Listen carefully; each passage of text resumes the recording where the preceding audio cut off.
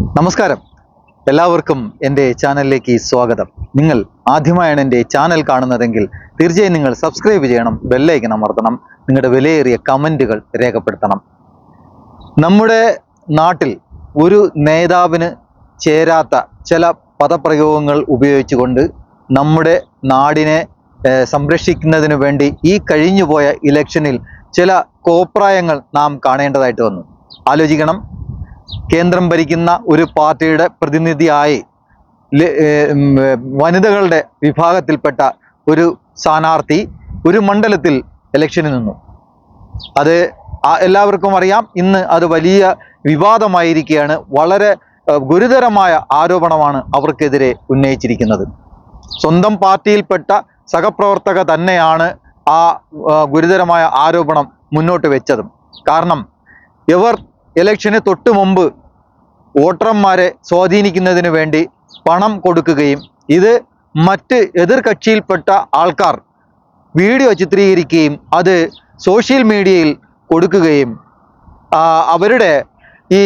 അവരുടെ എന്ന് മാത്രമല്ല, ഈ പാർട്ടി ഇന്ത്യയിൽ ഉടനീളം ചെയ്തുകൊണ്ടിരിക്കുന്ന ഈ വൃത്തികെട്ട പരിപാടി, അതായത് വോട്ട് വാങ്ങുന്നതിന് വേണ്ടി, അതിപ്പോൾ കേരളത്തിലെന്ന് മാത്രമല്ല, ഇന്ത്യയിൽ എവിടെ ഇലക്ഷൻ നടന്നാലും ശരി, കേന്ദ്രം ഭരിക്കുന്ന BJP സർക്കാർ അതിന് അനുഭാവികളെ അണിനിരത്തുന്നു.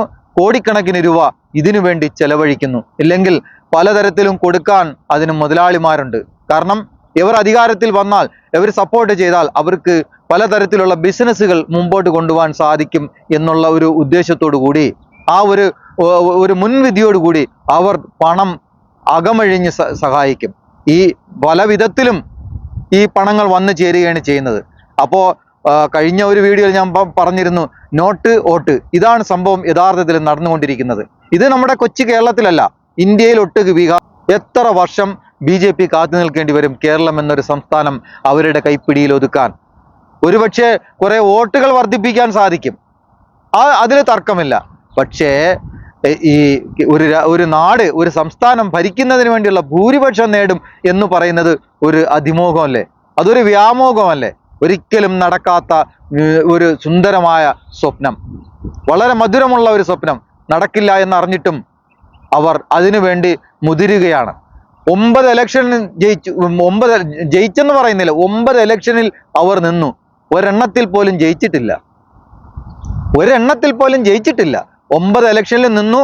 അങ്ങനെ വേണ്ടുന്ന എല്ലാ കോപ്രായങ്ങളും കാട്ടിക്കൂട്ടി ഒരിക്കലും ഒരു വനിതാ സ്ഥാനാർത്ഥിയിൽ നിന്നും ഒരു മനുഷ്യനും ആഗ്രഹിക്കാത്ത ഇത്തരത്തിലുള്ള വാക്കുകൾ ഉപയോഗിച്ച്, അതായത് എതിർകക്ഷിയിലുള്ള അവർ ചെയ്യുന്നത് അന്യായമാണ്, രാജ്യത്തിൻ്റെ നീതിന്യായ വ്യവസ്ഥയെ തന്നെ അഹങ്കരിച്ചുകൊണ്ട്, അതിനെ നിന്ദിച്ചുകൊണ്ട്, സകല നിയമങ്ങളും കാറ്റിൽ പറത്തിക്കൊണ്ട് വോട്ടറെ സ്വാധീനിക്കുന്നതിന് വേണ്ടി പണവും കൊണ്ട് പോയത് എതിർകക്ഷിയിലുള്ളവർ പിടിച്ച് വോട്ട് അത് വീഡിയോ എടുത്ത് കൊടുത്തതിൽ എന്താണ് തെറ്റ്? അത് കഴിഞ്ഞു, ഇലക്ഷൻ എല്ലാം കഴിഞ്ഞു. അതിൻ്റെ തൊട്ടടുത്ത ദിവസം അവർ മറ്റൊരു സ്ത്രീയുമായി, പറഞ്ഞു വരുന്ന ആളിനെ മനസ്സിലായാലും ശോഭാ സുരേന്ദ്രനാണ്. അവർ ഒരുപാട് പേരുടെ പേരിൽ കേസ് കൊടുക്കുകയും എല്ലാവരെയും കോടതി കയറ്റുകയും, ഇപ്പം എനിക്ക് തോന്നുന്നത് കോടതികളിൽ മറ്റാരുടെയും കേസ് വാദിക്കാനുള്ള സമയം ഉണ്ടാകില്ല. ശോഭാ സുരേന്ദ്രൻ കൊടുക്കുന്ന കേസുകൾക്ക് മാത്രമാണ് കോടതിയുടെ സമയം. കാരണം ഇവർ അത്രയ്ക്കും വേണ്ടി കേസുകളുമായിട്ട് നടക്കുകയാണ്. ഈ കഴിഞ്ഞ ദിവസമാണ് ആലപ്പുഴയിൽ ഒരു ബിന്ദു എന്ന് പറഞ്ഞ അവരുടെ സഹപ്രവർത്തകർ തന്നെയാണ്, നിങ്ങൾ BJP-കാരി അല്ലേ എന്നാണ് ചോദിക്കുന്നത്. ഈ കാർ വന്നത് ആലപ്പുഴയിൽ നിന്നും അല്ലേ? അപ്പോൾ ഒരു കാര്യം മാഡം മനസ്സിലാക്കണം, ഇന്നൊരു സാധാരണക്കാരൻ സംസാരിച്ചാൽ പോലും റെക്കോർഡ് ചെയ്യുന്ന കാലഘട്ടമാണിത്. അപ്പോൾ നിങ്ങളെപ്പോലുള്ള ഒരു സ്ഥാനാർത്ഥി അല്ലെങ്കിൽ പാർട്ടിയിൽ ഉന്നത പദവിയിലിരിക്കുന്ന ഒരു വ്യക്തി മറ്റൊരു വ്യക്തിയെ വിളിച്ച് സംസാരിക്കുമ്പോൾ സൂക്ഷിക്കണം. ഇതിനു മുമ്പ് നിങ്ങൾ 1 കോടി രൂപ കോഴയായി ചോദിച്ചതുപോലും പുറത്തു വന്നു. ഇവിടുത്തെ പോപ്പുലർ ഫ്രണ്ടിനേക്കാളും SDPയെക്കാളും ഇവിടുത്തെ മാർക്സിസ്റ്റ് പാർട്ടി ഇത്രയും വലിയ ഗുണ്ടകളെക്കാളും പിന്നെ നീയല്ലടി ആലപ്പുഴയില് ഈ പണം കൊടുക്കാനുള്ള പെണ്ണിനെ ഇറക്കിയത്? ഞാൻ അറിയുന്ന പെണ്ണാണോ അത്? ഏത് പണം കൊടുക്കാനുള്ള? ഇപ്പൊ ഈ കേസ് മുഴുവൻ ഉണ്ടാക്കിയത് നീ ഒറ്റ ഒരുത്തിയാ. കാരണം നീയാണ് ഫേസ്ബുക്കിൽ പോസ്റ്റ് ഇട്ടത്, നീയാണ് അവളെ ഇവിടെ വിട്ടിട്ടുള്ളത്. എവിടെ വിട്ടിട്ടുള്ളത്? ആലപ്പുഴ എന്നുള്ള കാറിലല്ലടി അവള് വന്നത്. എവിടെ? എന്റെ ശോഭ, നിന്നെ ഞാൻ കോടതി കേട്ടിട്ടില്ലെങ്കിൽ ഈ ആവശ്യമില്ലാത്ത കാര്യം ഒന്നും പറയണ്ട ശോഭേ. ഈ ശോഭ എന്തെങ്കിലും കാര്യം ഉണ്ടെങ്കിൽ ശോഭ എന്നെ വിളിച്ച് ഇത്ര കോപത്തോടു കൂടി ചോദിക്കുന്നത് എന്തുകൊണ്ടാ? ശോഭയ്ക്ക് സങ്കടവും ദേഷ്യവും വന്നതുകൊണ്ടാ. നിങ്ങൾ എന്തോ ഫേസ്ബുക്കിൽ നിങ്ങൾ BJP കാരിയല്ലേ? അതെ, ഞാൻ BJPയുടെ ആലപ്പുഴ നോർത്ത് ജില്ലാ വൈസ് പ്രസിഡന്റ് ആയിരുന്നു. അതെ, നോർത്ത് ജില്ലാ വൈസ് പ്രസിഡന്റ് ശോഭാ സുരേന്ദ്രനെ കുറിച്ച് പരസ്യമായിട്ട് പോസ്റ്റ് ഇടേണ്ട കാര്യം? ശോഭാ സുരേന്ദ്രനാണ് ഈ പൂന്തുറ ശ്രീകുമാർ മുഖാന്തരം നല്ല വൃത്തിയായിട്ട് പ്രവർത്തിച്ചുകൊണ്ടിരിക്കുന്ന എന്നെ പുറത്തോട്ട് വരാത്ത രീതിയിൽ ഒതുക്കിയത്. ഈ പൂന്തുറ ശ്രീകുമാർ എനിക്ക് എന്താ ബന്ധമുള്ളതായിട്ട്? പൂന്തുറ ശ്രീകുമാറുമായിട്ട് അവിടെ ആലപ്പുഴയിൽ അല്ല തിരുവനന്തപുരത്ത് സത്യാഗ്രഹം ഇരിക്കുന്ന നിങ്ങൾ പോസ്റ്റ് ഇട്ടോ പക്ഷെ ഒരു കാര്യം ഞാൻ പറയാം, നിങ്ങൾ ഈ പാർട്ടിക്കകത്ത് നിന്ന് നിങ്ങൾക്കെതിരെ ഞാൻ എന്തായാലും സ്റ്റേറ്റ് പരാതി കൊടുക്കുന്നുണ്ട്. പൂന്തുറ ശ്രീകുമാറിന് ഇവിടെ 2-3 ഹരിനാരായണനും അതുപോലെ തന്നെ കണ്ണനും ഇവരും ഒക്കെ ആയിട്ട് ചേർന്ന് ആ അറുമുഖം അശ്വതി അറുമുഖം ഇവരൊക്കെ കൂടെ ചേർന്ന് നല്ല മര്യാദയ്ക്ക് നല്ല വൃത്തിയായിട്ട് പ്രസംഗിച്ച് പറഞ്ഞ് സംസാരിച്ച് വന്ന എന്നെ ഒതുക്കിയത്. ഞാൻ വെളിയിലോട്ട് ശോഭ ആത്മാർത്ഥമായിട്ട് പറയാമെങ്കിൽ നിങ്ങൾക്ക് സ്നേഹം ഞാൻ ചോദിക്കട്ടെ, ഞാൻ അന്നും പറഞ്ഞു ശോഭ അവിടെ വന്നപ്പം ഇത് തന്നെയാണല്ലോ പാലക്കാട്ടും പറഞ്ഞത്, അടിച്ചു തൊളികളയുമെന്ന് എന്ന് ഞാൻ ചോദിക്കട്ടെ. ഇതൊക്കെ പറയാൻ എനിക്കും പറ്റും, പക്ഷെ പറഞ്ഞോട്ടെ അതിനെ എതിർക്കേണ്ട സമയത്ത് എതിർക്കേണ്ട പോലെ ഞാൻ ഈ ഇലക്ഷൻ സമയത്ത് എന്നെ ഒരു വാർഡിൽ പോലും പ്രവർത്തിക്കാൻ സമ്മതിക്കാതിരുന്നത് ഈ അനിരുദ്ധനും കൂടെ ചേർന്ന് ശോഭ ചെയ്തതാണ്. അതായത് അറിയാത്ത കാര്യത്തിന്റെ പേരിൽ നിങ്ങൾ എനിക്കെതിരെ ഇട്ട പോസ്റ്റിന് നിങ്ങൾ മാപ്പ് പറഞ്ഞതിൽ നിന്ന് ഞാൻ കോടതിയും കയറ്റുന്ന കാര്യത്തിൽ ഒരു തർക്കം വേണ്ട. ഇവിടുത്തെ പോപ്പുലർ ഫ്രണ്ടിനേക്കാളും SDPയെക്കാളും ഇവിടുത്തെ മാർക്സിസ്റ്റ് പാർട്ടി എത്രയും വലിയ ഗുണ്ടകളെക്കാളും പിന്നെ നീയലടി ആലപ്പുഴയില് ഈ പണം കൊടുക്കാനുള്ള പെണ്ണിനെ ഇറക്കിയത്? ഞാൻ അറിയണ പെണ്ണാണോ അത്? ഏത് പണം കൊടുക്കാനുള്ള? ഇപ്പൊ ഈ കേസ് മുഴുവൻ ഉണ്ടാക്കിയത് നീ ഒറ്റ വ്യക്തിയാ. കാരണം നീയാണ് ഫേസ്ബുക്കിൽ പോസ്റ്റ് ഇട്ടത്, നീയാണ് അവളെ ഇവിടെ വിട്ടിട്ടുള്ളത്. എവിടെ വിട്ടിട്ടുള്ളത്? ആലപ്പുഴ കാറിലല്ലടി അവള് വന്നത്. എവിടെ? എന്റെ ശോഭ ഞാൻ അയച്ചുതരാം. നിന്നെ ഞാൻ കോടതി കേട്ടിട്ടില്ലെങ്കിൽ ഈ വോട്ടിന് പണം കൊടുക്കാൻ പോയും ഈ വീഡിയോ ആണെന്ന് പറഞ്ഞ് നിങ്ങൾ അത് നിഷേധിച്ചു. അപ്പോഴാണ് നിങ്ങളുടെ സഹപ്രവർത്തക ഇതാ മുന്നിട്ടിറങ്ങിയിരിക്കുന്നത്. ഇപ്പോ 2 പേരുടെ പേരിൽ ബിന്ദുവിനെ പാർട്ടിയിൽ നിന്നും സസ്പെൻഡ് ചെയ്തു. ശോഭാ സുരേന്ദ്രൻ ഒരിക്കലും മറ്റൊരു സഹപ്രവർത്തകയോട് സംസാരിക്കാൻ പാടില്ലാത്ത വിധം അവർ സംസാരിക്കുകയാണ് ചെയ്തത്. അതായത് സാധാരണഗതിയിൽ ഒരു സാധാരണ സ്ത്രീ എങ്ങനെയാണോ സംസാരിക്കുന്നത് അതുപോലെയാണ് അവർ ഈ സഹപ്രവർത്തകയായ ബിന്ദുവിനോട് സംസാരിച്ചത്. വളരെ മോശമായ വാക്കുകൾ ഉപയോഗിച്ച് എനിക്കും പറയാൻ ബുദ്ധിമുട്ടുണ്ട്. കാരണം അവർ ഒരു പരസ്പരം സ്ത്രീകളായതുകൊണ്ട് സംസാരിച്ചതാണ്. പക്ഷേ അത് റെക്കോർഡ് ചെയ്ത് പുറത്തു വിടും എന്ന് നമ്മുടെ സ്ഥാനാർത്ഥി ഓർത്തില്ല.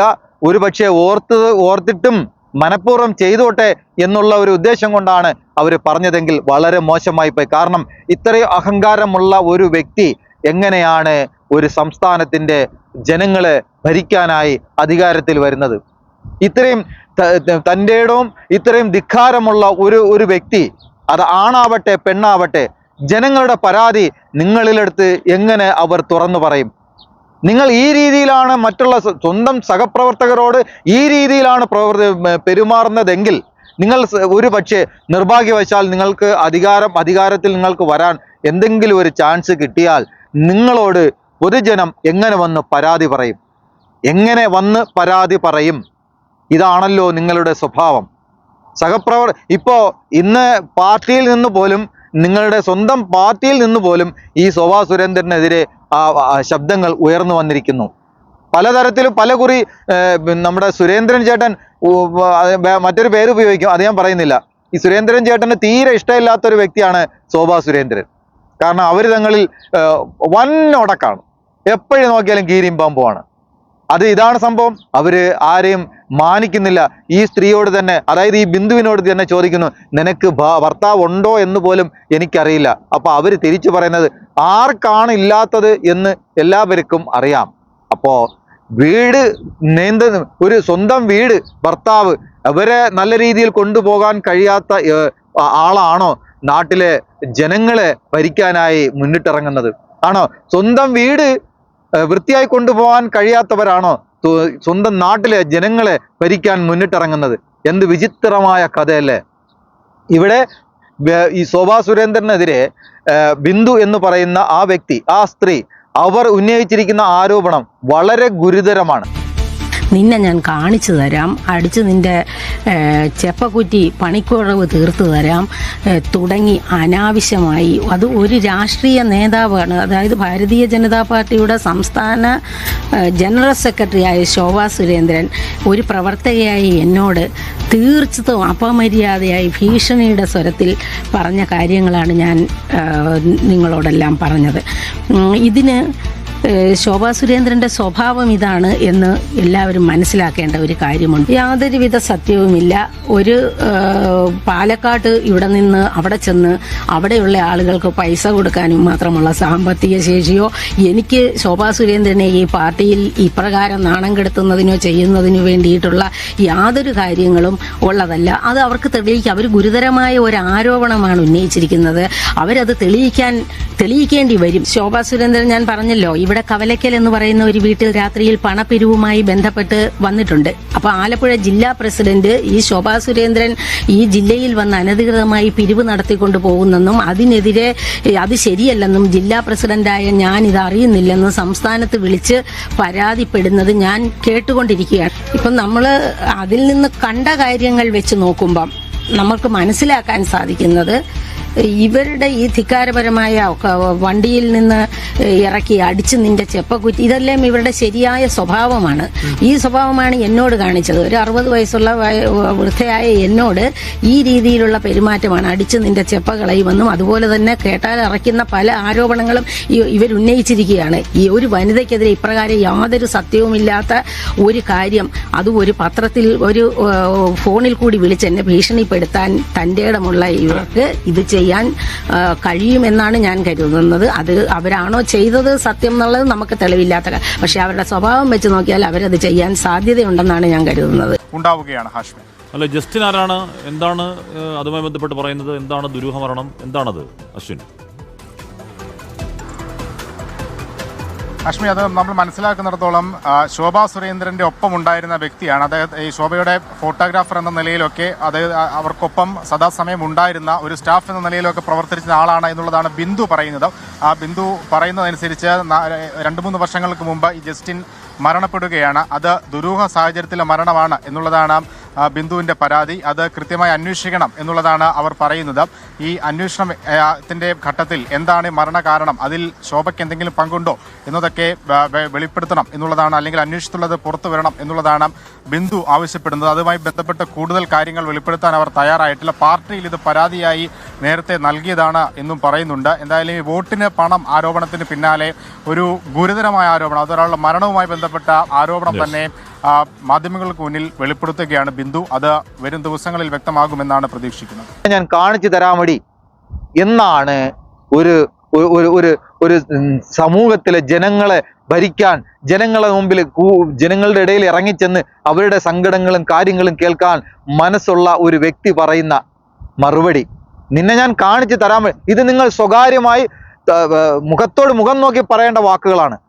കാരണം അത് മറ്റാരും കേൾക്കില്ലല്ലോ.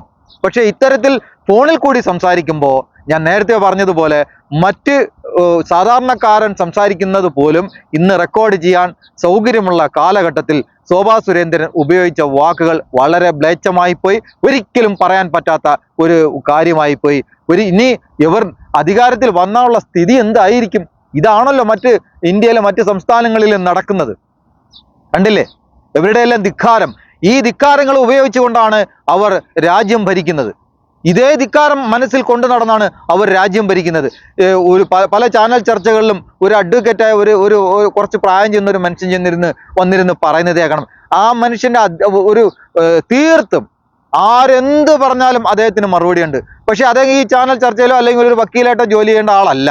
അദ്ദേഹം ഏതെങ്കിലും രാഷ്ട്രീയത്തില ഈ രാഷ്ട്രീയത്തിൽ തന്നെ ഏതെങ്കിലും ഒരു മന്ത്രിയോ അല്ലെങ്കിൽ ഒരു MP ആയി തീരേണ്ട ഒരു വ്യക്തിയാണ്. കാരണം ആരടുത്തും ഒന്നും പറയേണ്ട കാര്യമില്ല, എല്ലാം അദ്ദേഹം തന്നെ തീരുമാനിക്കും. ആരെന്ത് പറഞ്ഞാലും മറുപടിയുണ്ട്, ആർക്കും ഒരു എക്സ്ക്യൂസും ഇല്ല. അതാണ് അദ്ദേഹത്തിന്റെ സ്വഭാവം. അങ്ങനെ ഇരിക്കെ ഇപ്പോൾ ഇതേ പാർട്ടിയിലുള്ള വേറെ 2 വ്യക്തികൾ, അച്ഛനും മകനുമാണ്, മനസ്സിലായി കാണുമല്ലോ, PC ജോർജും ഷോൺ ജോർജും, സഭയ്ക്കെതിരെ തോന്നിവാസം ചില മെത്രാന്മാർക്ക് തോന്നിവാസം പറഞ്ഞുകൊണ്ട് നടക്കാം, അത് വില പോകില്ല എന്ന്. അപ്പോ ഇപ്പോഴാണ് നമ്മളുടെ മെത്രാന്മാർക്കും അച്ഛന്മാർക്കും പിതാക്കന്മാർക്കെല്ലാം ലൈറ്റ് കത്തിയത്. ഇവര് കേക്കുമായി വരുന്നത് എന്തിനാണെന്ന് ഇപ്പൊ മനസ്സിലായല്ലോ. ജയിക്കില്ല എന്ന് ഉറപ്പായപ്പോൾ, അതായത് ഇലക്ഷന് മുമ്പ് പറഞ്ഞിരുന്നു ഞാൻ എല്ലാവരോടും മാപ്പ് ചോദിക്കുന്നു PC ജോർജ്. ജയിക്കില്ല, ഇലക്ഷൻ കഴിഞ്ഞു, ജയിക്കില്ല എന്ന് ഉറപ്പായി. അദ്ദേഹത്തിന് തന്നെ അറിയാം ജയിക്കില്ല എന്ന്, അല്ലെങ്കിൽ നിർത്തിയ പാർട്ടിക്കാർക്ക് തന്നെ അറിയാം ജയിക്കില്ല. അവിടെ ഒരു മറ്റൊരു സ്ഥാനാർത്ഥിയെ കിട്ടാത്തത് കൊണ്ടായിരിക്കണം ഇദ്ദേഹത്തിനെ നിർത്തിയത്. കാരണം ഇദ്ദേഹം ഒരിക്കലും ജയിക്കാൻ പോകുന്നില്ല പാലയിൽ. ഇത് ഒരു മനുഷ്യനും ഇദ്ദേഹം ജയിക്കുന്ന പ്രശ്നമേ ഇല്ല. കെട്ടിവെച്ച കാശ് പോലും കിട്ടില്ല. അതേപോലെ തന്നെ ഷോൺ ജോർജും. കാരണം ഇവർ രണ്ടുപേരുടെയും പ്ലേറ്റ് ഒരേ രീതിയിലാണ്, ഒരു മാറ്റവും ഇല്ല. ദീപിക പത്രത്തിനെ കുറിച്ച് പറഞ്ഞു, അത് കഴിഞ്ഞ് ദീപികയുടെ മറ്റുദ്ദേശങ്ങളെ കുറിച്ച് പറഞ്ഞു. ഇപ്പോൾ ഇതാ മെത്രാന്മാരുടെ നെഞ്ചത്ത് കയറിയിരിക്കുകയാണ് അദ്ദേഹം. അങ്ങനെ ഇരിക്കെ ഇന്ന് ഒരു മെത്രാൻ പറഞ്ഞിട്ടുണ്ട്, ഈ പറയുന്ന കാര്യങ്ങളൊന്നും വില പോകുന്ന കേസുകളല്ല, ഇത് വാ പോയ കോടാലി എന്നാണ് നമ്മുടെ PC ജോർജിനെ വിശേഷിപ്പിച്ചത്. കാരണം അദ്ദേഹം അങ്ങനെയാണ്. ഇതിനിടയിൽ മറ്റൊരു കാര്യം കൂടി അദ്ദേഹം പറഞ്ഞിരുന്നു. അപ്പപ്പോ കാണുന്നവനെ അപ്പാന്ന് വിളിക്കുന്ന സ്വഭാവം രീതിയും ഞങ്ങൾക്കില്ല എന്നാണ്. അത് എത്ര വലിയ അർത്ഥവത്തായ വാക്കാണ് PC കൊടുത്തതെന്ന് PC ജോർജ് ഒന്ന് മനസ്സിലാക്കുന്നതാണ് നല്ലത്. മാത്രമല്ല PC ജോർജ് ഇതൊന്നും കേട്ടിട്ട് അദ്ദേഹത്തിന് കാണ്ടാമൃഗത്തിനേക്കാൾ വലിയ തൊലിക്കട്ടിയുള്ള മനുഷ്യനാണ് അദ്ദേഹം. ഭയങ്കര തൊലിക്കട്ടിയാണ്, ആരെ എന്തും പറയും. ആ മനുഷ്യനെയാണ് ഇപ്പൊ വീണ്ടും കൊണ്ടുവന്ന് ഇലക്ഷൻ എന്നിട്ട് നാറി നരവനടിക്കുക. എന്തിനു വേണ്ടി? ഒരിക്കലും കേരളം BJP പിടിക്കും എന്ന് പറയുന്നത് ഞാൻ കുറേ വീഡിയോകളിൽ പറഞ്ഞിട്ടുണ്ട്. ഇനി ഒരു 10-50 വർഷം, കാരണം ഇനി അങ്ങോട്ട് ഉള്ള തലമുറകൾ ഈ ജാതി മതത്തിന്റെയും വിഷയങ്ങളൊക്കെ വിട്ട് അവർക്ക് സ്വതന്ത്രമായി ജീവിക്കാനുള്ള വഴികൾ തേടി പോകുന്ന ഭാഗങ്ങളാണ്.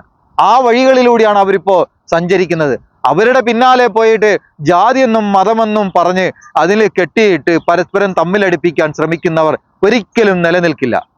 ഇതെല്ലാം എന്നേക്കുമായി കെട്ടടങ്ങുന്ന ഒരു കാലഘട്ടം വരും. തീർച്ചയാണ് ജാതിയും മതവും ഒക്കെ എന്നേക്കുമായി അവനവന്റെ മനസ്സിലൊതുങ്ങേണ്ട കാര്യങ്ങളാണ്. അല്ലാതെ മറ്റൊരുത്തന്റെ തലയിൽ വെച്ച് കെട്ടുകയും അതിനെതിരെ പ്രവർത്തിപ്പിക്കുകയും അതിനെ ചൊല്ലി തമ്മിലടിപ്പിക്കുകയും അതിൽ നിന്നും വോട്ട് നേടാമെന്ന് വിഡ്ഢികളായ ഈ വോട്ടർമാരെ നിലനിർത്തുന്ന ഈ സമ്പ്രദായം നിങ്ങൾ അവസാനിപ്പിച്ചില്ല എങ്കിൽ രാഷ്ട്രീയക്കാരെ നിങ്ങൾ നോക്കുക, അവസാനം നിങ്ങൾക്ക് വോട്ടിടാൻ ഒരു വോട്ടറെ പോലും കിട്ടാത്ത ഒരു സാഹചര്യം ഇന്ത്യ എന്ന മഹാരാജ്യത്ത് ഉണ്ടാവും. കാരണം വരും പണം വാങ്ങി വോട്ട് ചെയ്യാൻ. Note vote. അടുത്തൊരു വിഷയമായി വരാം എന്ന് പ്രതീക്ഷിച്ചുകൊണ്ട് തൽക്കാലം നിർത്തുന്നു. എല്ലാവർക്കും നന്ദി, നമസ്കാരം.